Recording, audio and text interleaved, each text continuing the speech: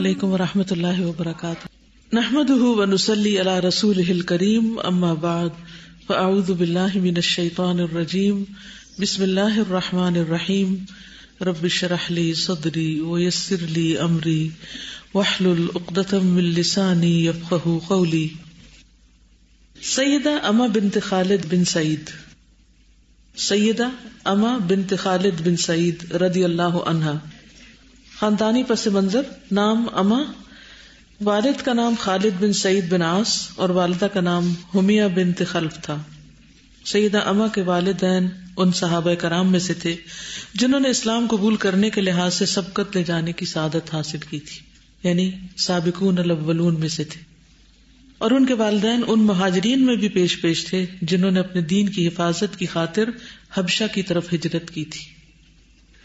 حبشہ کے حکمران نجاشی کی خوبی یہ تھی کہ وہ ایک عادل اور رحم دل بادشاہ تھا. اس کے ہاں کسی پر ظلم روا نہیں رکھا جاتا تھا. سرزمین حبشہ میں اما نے اپنے مومن والدین کے ہاں جنم لیا، یہ پیدا ہی وہاں ہوئی تھی. سیدہ اما کی کنیت ام خالد تھی. سیدہ اما نے اپنے والدین کے ساتھ اسلام کے دراز گھنے سائے میں زندگی بسر کی. جب وہ بڑی ہوئی اور ان کی یادداشت میں اضافہ ہوا تو انہیں اپنی قوم کی طرف سے والدین اور دیگر مہاجرین پر ہونے والے ظلم و ستم کا پتہ چلا.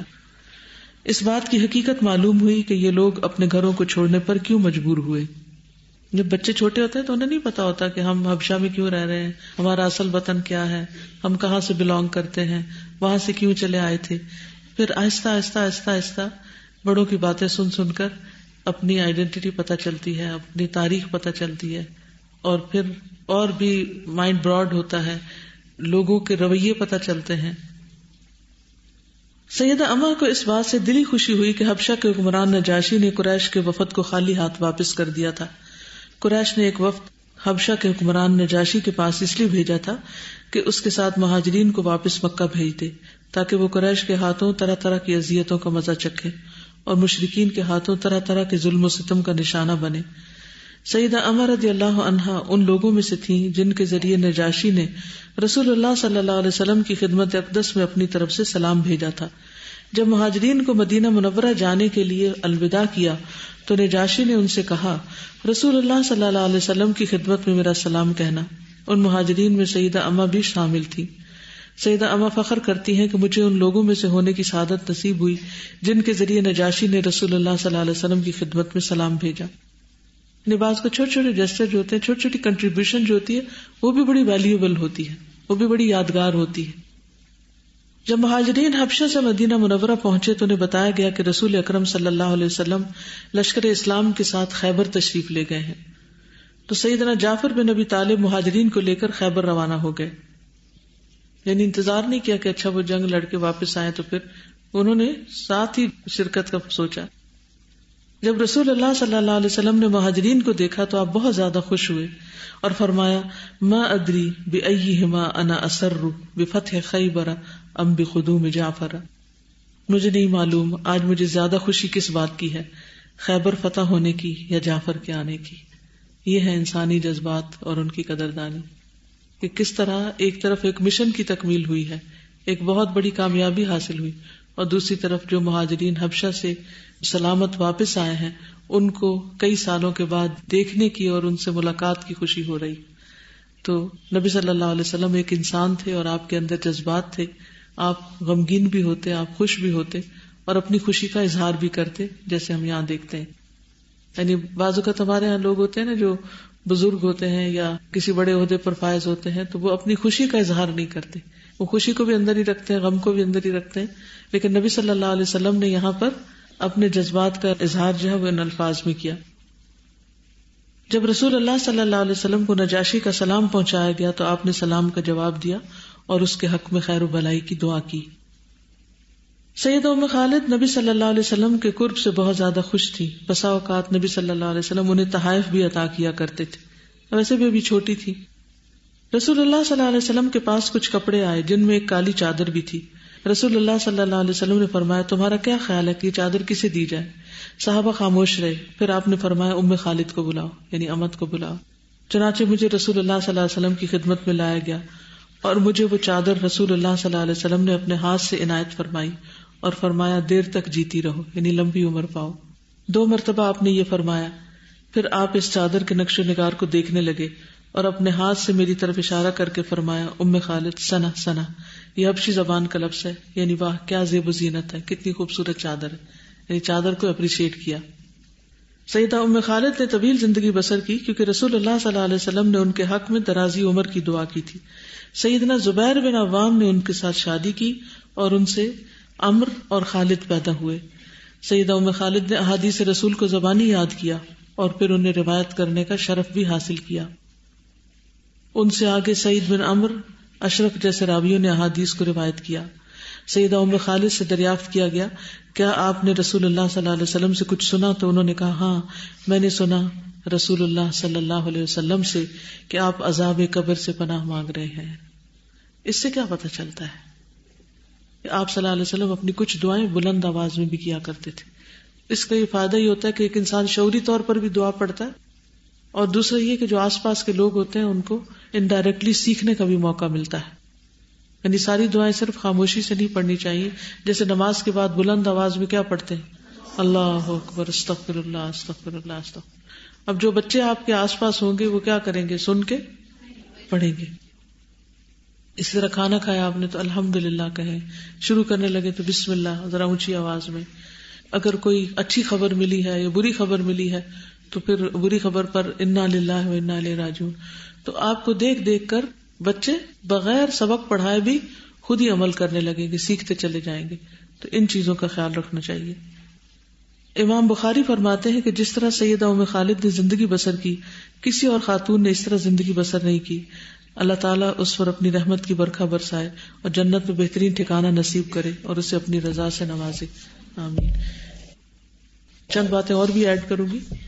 یہ جو تحفے کی بات ہے اس کے بارے میں حدیث ہمیں صحیح بخاری میں ملتی ہے. وہ کچھ یوں ہے کہ ام خالد بنت خالد بن سعید رضی اللہ عنہ نے بیان کیا کہ میں رسول اللہ صلی اللہ علیہ وسلم کی خدمت میں اپنے والد کے ساتھ حاضر ہوئی. میں اس وقت ایک زرد رنگ کی قمیص پہنے ہوئے تھی، یلو کلر کی. رسول اللہ صلی اللہ علیہ وسلم نے اس پر فرمایا، سنا سنا. عبداللہ نے کہا یہ لفظ حبشی زبان میں عمدہ کے معنوں میں بولا جاتا ہے. بہت اچھا، ویری نائس. انہوں نے بیان کیا، پھر میں مہر نبوت جو آپ کی پشت پر تھی اس کے ساتھ کھیلنے لگی. بچے ہوتے ہیں نا، اگر آپ کے ہاتھ پہ کوئی تل بنا ہوا ہے تو وہ اس کو ایسے اتاریں گے، کوئی بالوں کو ساتھ کھیلیں گے. تو وہ ان کے نبوت کے جو مہر تھی پیچھے اس سے کھیلنے لگی. تو میرے والد نے مجھے ڈانٹا. رسول اللہ صلی اللہ علیہ وسلم نے فرمایا اسے چھوڑ دو. پھر رسول اللہ صلی اللہ علیہ وسلم نے فرمایا، ابلی و اخلفی ثم ابلی و اخلفی ثم ابلی و اخلفی. اس قمیص کو خوب پہن کر پرانی کرو، پھر پہن، پھر پرانی کرو، پھر پہن اور پرانی کر. عبداللہ نے کہا چنانچہ یہ قمیص اتنے دنوں تک باقی رہی کہ اس کا ذکر ہونے لگا کہ یہ وہ قمیص ہے جس کے لیے نبی صلی اللہ علیہ وسلم نے دعا کی تھی کہ تم اسے خوب خوب پہنو، جسے کہتے ہیں نا خوب ہنڈاؤ. ان کے والد جو تھے وہ سابقین اولین میں سے تھے، کہتے ہیں کہ تیسرے یا چوتھے مسلمان تھے، یعنی اتنے اول دور کے تھے.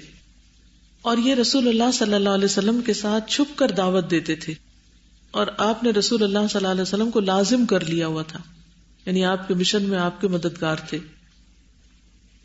ام خالد بنت خالد کہتی ہیں کہ رسول اللہ صلی اللہ علیہ وسلم نے میرے والد کو صدقات پر عامل بنا کر یمن بھیجا. یعنی جب یہ علاقے فتح ہو گئے تو ان کے گورنر بنا کر بھی بھیجا گیا ان کو. میرے والد یمن میں تھے کہ رسول اللہ صلی اللہ علیہ وسلم وفات پا گئے. یعنی اس سے یہ پتہ چلتا ہے کہ ان کے والد کو ایک طویل صحبت کا شرف نصیب ہوا. یہ نبی صلی اللہ علیہ وسلم کے کاتب بھی تھے. محمد بن عبداللہ بن عمرو بن عثمان بن عفان کہتے ہیں کہ خالد نے حبشہ کی سرزمین سے آنے کے بعد رسول اللہ صلی اللہ علیہ وسلم کے ساتھ مدینہ میں قیام کیا. یعنی حبشہ سے آنے کے بعد مدینہ میں رہے اور وہ آپ کے لیے لکھا کرتے تھے. یہ وہی تھے جنہوں نے وفد ثقیف کے لیے اہل طائف کا خط لکھا اور رسول اللہ صلی اللہ علیہ وسلم کے اور ان کے درمیان صلح کے لیے چل کر گئے تھے. ٹھیک ہے، تو کیا 3 باتیں ان کے والد کے بارے میں پتہ چلتی ہیں؟ نمبر 1، سابقین الاولین میں سے تھے، تیسرے یا چوتھے مسلمان تھے. کیا کرتے تھے نبی صلی اللہ علیہ وسلم کے ساتھ؟ چپ کے دعوت دیا کرتے تھے. اور کیا خوبی تھی ان کی؟ نبی صلی اللہ علیہ وسلم کے کاتب تھے اور آپ نے ان کو گورنر بنا کر بھیجا تھا یمن کا، اور یہ یمن میں تھے کہ نبی صلی اللہ علیہ وسلم کی وفات ہو گئی تھی. پھر ام خالد کا نکاح زبیر بن عوام سے بھی ہوا. زبیر بن عوام نے 16 سال کی عمر میں اسلام قبول کیا تھا. وہ بھی ینگ تھے، عشرہ مبشرہ میں سے تھے، حواری رسول تھے صلی اللہ علیہ وسلم. اور آپ کی پھپھی صفیہ بنت عبد المطلب کے بیٹے تھے. بدر اور بعد والے غزوات میں شامل رہے. انہوں نے 2 ہجرتیں کی. 2 کیسے؟ حبشہ اور مدینہ، ہجرتین. ٹھیک ہے. نبی صلی اللہ علیہ وسلم نے ان کے بارے میں کہا تھا فدا کا ابی و امی، میرے ماں باپ آپ پر فدا ہوں. وفات تک نبی صلی اللہ علیہ وسلم ان سے راضی رہے تھے. حضرت عمر نے خلافت کے لیے ان کا بھی نام لیا تھا کہ اپنے بعد جو افراد کی کمیٹی بنائی تھی ان میں سے آپ نے حضرت علی، عثمان، زبیر، طلحہ، سعد اور عبد الرحمن بن عوف کا نام لیا. زبیر بن عوام جو تھے وہ بہت ہی بہادر تھے، بہترین گھڑ سوار تھے. نبی صلی اللہ علیہ وسلم جب مکہ میں داخل ہوئے تو آپ نے زبیر بن عوام، ابو عبیدہ بن جراح اور خالد بن ولید کو گھوڑوں پر سوار رہنے کا حکم دیا. قرآن کے سمجھنے والے تھے. جب یہ آیت رسول اللہ صلی اللہ علیہ وسلم پر نازل ہوئی انک میت وانہم میتون ثم انکم یوم القیامۃ عند ربکم تختصمون، کہ بے شک آپ بھی مرنے والے ہیں اور بے شک وہ بھی مرنے والے ہیں، پھر قیامت کے دن تم اپنے رب کے پاس جھگڑا کرو گے. تو زبیر نے پوچھا یا رسول اللہ صلی اللہ علیہ وسلم، گناہوں کے ساتھ ساتھ دنیا میں اپنے مد مقابل لوگوں سے جھگڑنا مراد ہے یہاں؟ آپ نے فرمایا یہاں یہی جھگڑا دوبارہ ہوگا یہاں تک کہ ہر حقدار کو اس کا حق مل جائے. اس پر زبیر رضی اللہ تعالیٰ عنہ نے کہا اللہ کی قسم یہ معاملہ بہت شدید ہے. یعنی انہوں نے قرآن کی اس آیت کو سمجھ لیا سنتے ہی، اور پھر آپ سے سوال کر کے کنفرم کر لیا کہ یہ کون سے جھگڑے ہوں گے جو وہاں بھی ہوں گے. اللہ اکبر. اور پھر حقدار کو حق ملے گا. کون سے جھگڑے ہوں گے جو دنیا میں ہوتے ہیں؟ کس کس کے درمیان جھگڑا ہے؟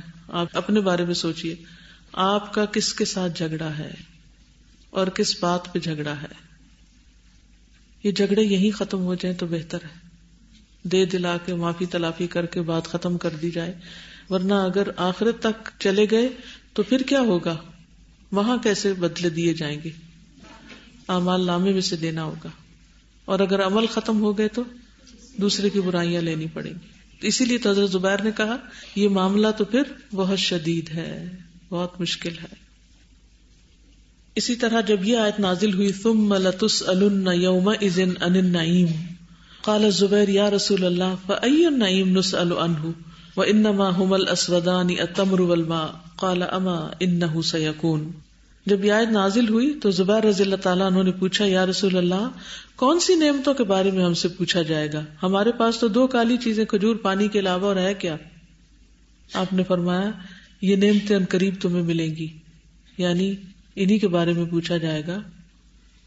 تو چھوٹی نعمت ہو یا بڑی نعمت ہو اس کی قدردانی ضروری ہے اور اس پر شکر ادا کرنا چاہیے. ناشکروں کا حساب زیادہ ہوگا. جو لوگ نعمتوں پہ شکر گزار رہتے ہیں، نعمتیں ان کو نظر آتی رہتی ہیں، اللہ سبحانہ وتعالیٰ ان کے ساتھ رحمت کا معاملہ کریں گے.